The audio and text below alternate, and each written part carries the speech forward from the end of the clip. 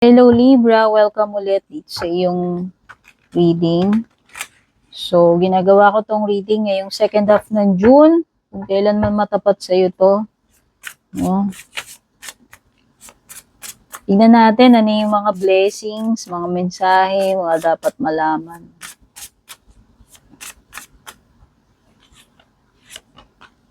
Cosmic Flow. Uy, ito kakaiba to Cosmic Flow. Inspiration. Difficulties. Take the leap. Mukhang kailangan mo maglakas ng loob, Libra.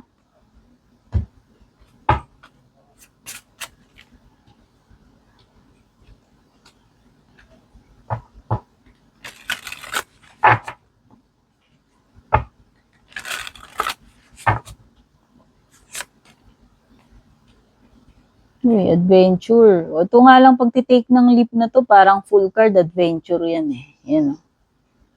Adventure awaits, Libra. Oh, something on the other side na magtitake ka ng leap of faith. Parang full card nga, sabi ko. Lalakasan mo loob mo, makikipagsapalaran ka dyan. Awaken. Okay, Libra. So, meron kang cosmic flow, inspiration, difficulties, at saka take the leap. Wow. Ano kasi ito itong cosmic flow, sabi nga nila, kung ano yung para sa'yo, it will find you. No? Kusang lalapit sa'yo. Ngayon, nakikita ko na mayroong mga difficulties dito at kailangan mong lakasan yung loob mo, mag-take a leap of faith, no? So, parang ang sinasabi kasi netong cosmic flow, go with the flow lang, Libra. Huwag mong i-resist kasi magkakaroon lang ng tension, no? Kumbaga, hayaan mo lang, maaaring napaka-difficult netong pinagdadaanan mo or maaaring takot ka na mag-take a leap of faith. Pero biglang merong spark ng inspiration na darating sa'yo out of nowhere. Kaya nga nakikita ko rito, lalakasan mo talaga yung loob mo na mag-take a leap of faith ka. No? Ang nakikita ko sa'yo dito, mag-go with the flow ka dito sa cosmic flow card mo. Kumaga come what may. Hindi mo alam, wala kang kasiguraduhan dito, pero alam mo yon, ikaw naman ang magde-decide sa buhay mo kung mananatili ka na lang ba dyan or magti-take ka ng risk. Hindi naman yung ibang tao ang dapat mong pakinggan na magdidikta sa'yo ng mga gagawin mo Ikaw ang magde-decide. Kung ito bang path na to, iti-take mo to, susugal ka ba o mananatili ka na lang dyan, takot kang umalis sa comfort zone mo. So, yun yung nakikita ko. Mag-go with the flow ka rito. No? Parang ang full card. So, parang ang nasisense ko, parang may bagong adventure, may bagong journey para sa'yo. No? You are about to enter something new, parang ganun. Baka sakali ka nga lang diba? O, kumbaga, sabi ko nga, merong something na naghihintay sa'yo dun sa other side kung lalakasan mo yung loob mo. Siyempre, kung hindi ka maglalakas ng loob, hindi mo malalaman. Kaya, yan yung nakikita ko parang kumbaga, kung dito ka dinadala, parang yun yung energy mo kung saan ako dadalhin Come what may, parang ganun. So, ayan meron ngang sense of adventure tapos magkakaroon ng reframing. So, sa tingin ko, Libra, merong mga magbabago rito. Kasi nga, parang nagbago rin yung pananaw mo Bigla kang tumapang, bigla ka na-inspire, no? Nag-take the leap ka. So, ang feeling ko, yung pagte-take the leap mo na yan is mag-o-open sa'yo ng panibagong experience, panibagong way of living. Ayan meron something dito na ma-awaken sa'yo. Yun yung spark ng inspiration na sinasabi ko kanina na out of nowhere, bigla ka na lang tinubuan ng lakas ng loob, na mag-take ng chance, bigla ka na lang tinubuan ng inspiration, no? Hindi parang hindi mo na inisip, madali man yan, hindi. Basta, parang ang nasa isip mo lang, makikipagsapalaran ako. Parang ganun. And doon magkakaroon ng reframing. No? So actually, itong reframing na to, pwedeng may kinalaman din yan sa connections mo. Kasi merong forgiveness dito. Itong awaken na to, pwedeng someone na magkakaroon ng realization. So reading mo to, na-assume ko na pwedeng ikaw yan. No? Pero yung awakening na to kasi parang na-feel ko doon something related sa bigla ka na lang nagkaroon ng spark ng inspiration no? Pero siguro kung meron ka mang person na ka-deal, ka-connect, or kung sino man ito, sino-sino man itong magkakaroon ng forgiveness, no? Siguro na-awaken, na-realize na, kaya nga magkakaroon na ng apology and forgiveness, mahihil na yung connection, pwedeng ganun. And panibagong chapter yun. Kasi nakita ko parang full card new chapter.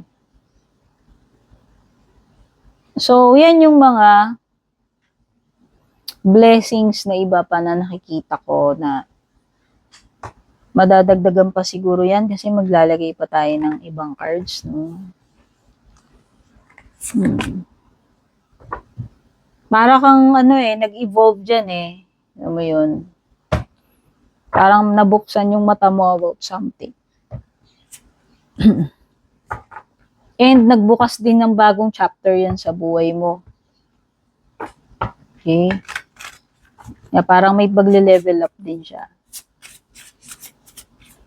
Yung reframing na yan, parang overall, yung buhay mo parang magbabago no?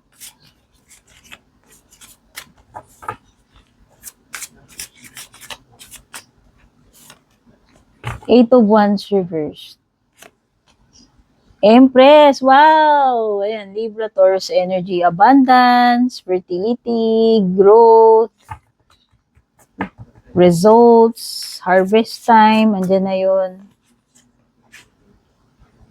This is the right time na i-nurture mo yung mga dapat mong i-nurture na yan.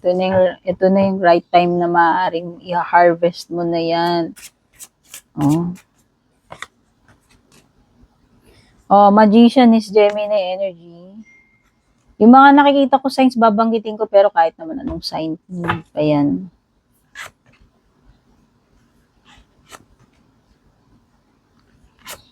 Okay. Sa bottom ng deck mo, meron kang 7 of Swords. Ooh.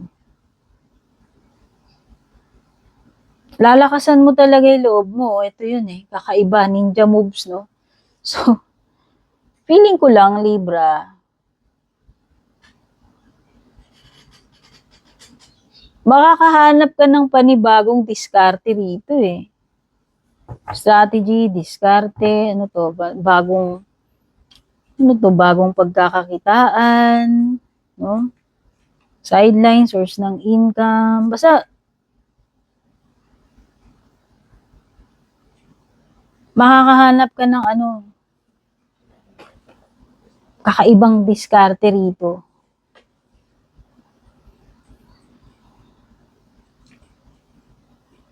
Okay, Libra. So, dito, nakita ko, in the past or recent past, nagkaroon ng pagbagal, no?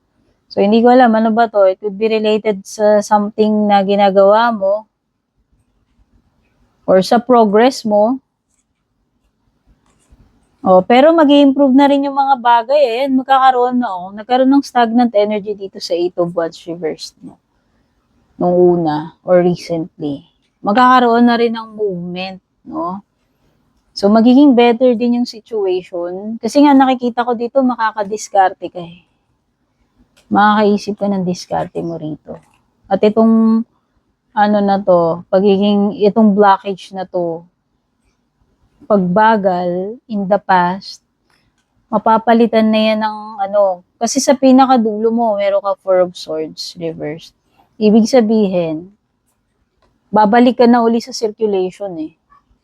So kung natenga ka, no, nabakante ka, limba, ang tagal mong hindi nakabalik sa trabaho, mga ganun. So nakakita na ako rito na magkakaroon na ng movement. Or, pagdating dun sa proseso na to, ano ba to? Meron ka bang application? Meron ka bang mga proseso na pinagdadaanan? Kasi ibig sabihin, magkakaroon na uli ng continuation. Yun yung pattern niya eh. So, ayan o. From natenga, magkakaroon ka na ng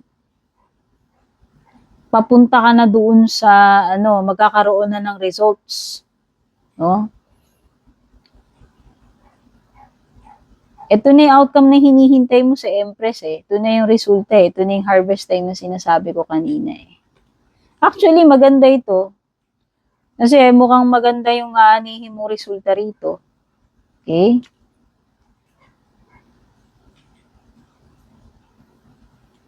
Pwede itong abundance na paparating sa iyo eh. Basta meron ditong something na magbubunga ng successful maganda.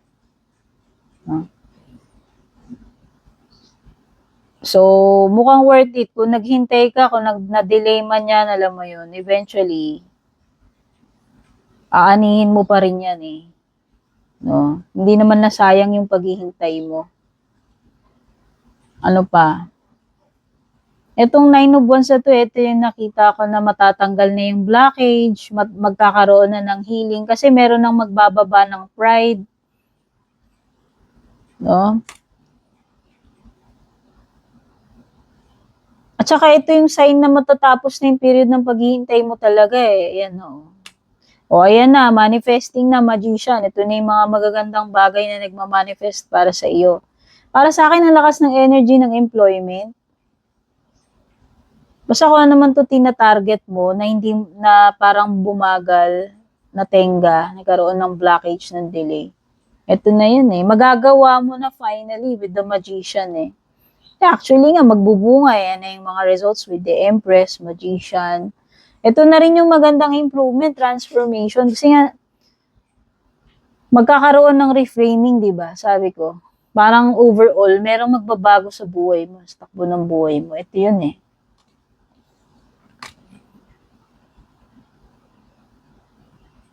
Ayan na oh. Ito na yung phone call, ito na yung email na hinihintay mo, ito na yung good news na hinihintay mo. Ayan oh. Ito na naman yung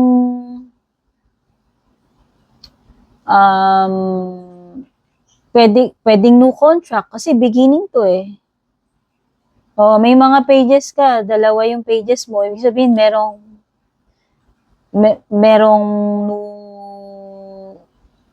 no contract, basta meron kang bagong sisimulan. Oh.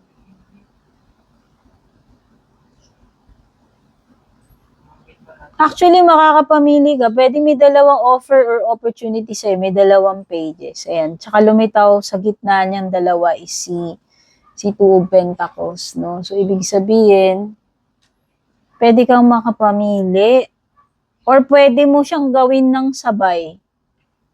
Kaya lang, ang tendency rito, kung pagsasabayin mo yan, halimbawa, dalawang source ng income, pwede kasing mahirapan ka. Oh, multitasking ito eh. Baka lang may mapabayaan ka kung pipilitin mong pagsabayin. Okay? Pero pwede na naman ito kasing card lang ng adjustment period, card lang ng kailangan mo lang mamili between dalawang bagay or dalawang opportunities. O baka yung isa idadrop mo, mamimili ka lang, pwedeng ganon. Pero pwede dalawang opportunity yung darating sa'yo eh. At saka nakikita ko talaga sa dulo, yung mga particular, yung mga naghahanap ng employment, ito na yun. Makakabalik ka na. Okay? Sa love life mo, sa pera okay lang kasi material sa pera sa mga pangangailangan mo may Empress. Ayan. May sapat na mga blessings para sa mga pangangailangan. Pambayad ng bills, sa food, lahat ng pangangailangan nandyan. Abundant pa nga. Okay? Kasi ayan, Page of Pentacles mo, may potential Dito talaga yung magagandang beginning para sa'yo, yung potential, yung offer, opportunity, fresh start, no? Dun Sa love life,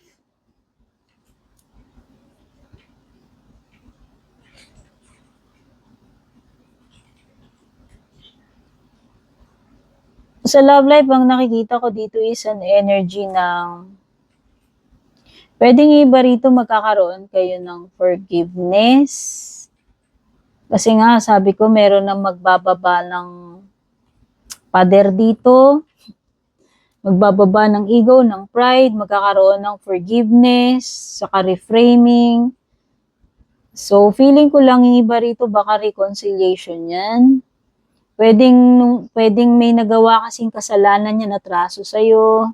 Pwedeng nagsinungaling sa'yo or nag-cheat, hindi ko alam. Pero nakikita ko naman na parang nagbabagong buhay na siya.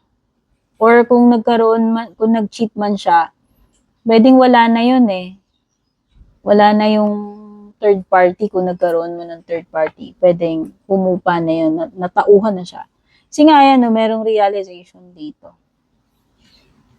So, nakikita ko rito is, yes, pwedeng iba reconciliation kasi magkakaroon ng pagkakapatawaran. Ayun parang yung iba dito na, halimbawa, tagal nyo naging single. Kung hindi naman kayo makikipagbalikan with an ex or someone na nag-cheat na umalis, pwedeng halimbawa, tagal yung single, di pa kayo nagka-jowa. Pwedeng ito na yung time na magkaka-jowa ka na. No? Kasi nakikita ko dito na magkakaroon na ng love life. No? Or kung matagal na bakante, no? Magkakaroon na uli ng love life. Whether rekindling yan, pakikipagbalikan, or pwedeng person. Kasi may new chapter. Oo.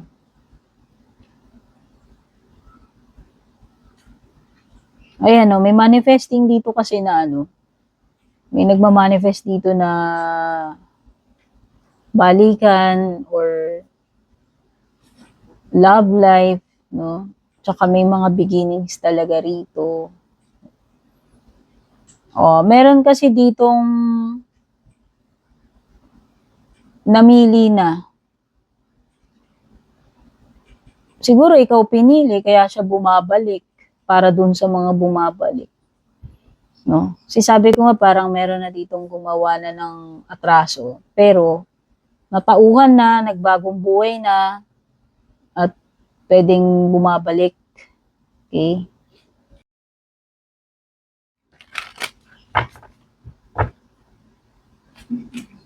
Let go. Ano yan, Libra? Yun yung let go of control, kasi nga yung cosmic flow, parang sinasabi doon, go with the flow. Come what may, yaan mo lang. Huwag ka maging rigid, huwag mo kontrahin, go with the flow ka lang. So, ayan talaga lakas ng energy ng forgiveness dito. 2 cards na yan. Magkakaroon talaga ng healing forgiveness. Sa friendship man yan, sa family, sa love life. May mga taong pwedeng tumulong sa'yo. Ito, ask help from others kung kinakailangan. Pero pwede rin namang may tutulong sa'yo kahit hindi ka nagsasabi. No? May mga taong handang tumulong. May mga bagay lang talaga na kailangan mo na talagang bitiwan, Libra, kung ano man ito.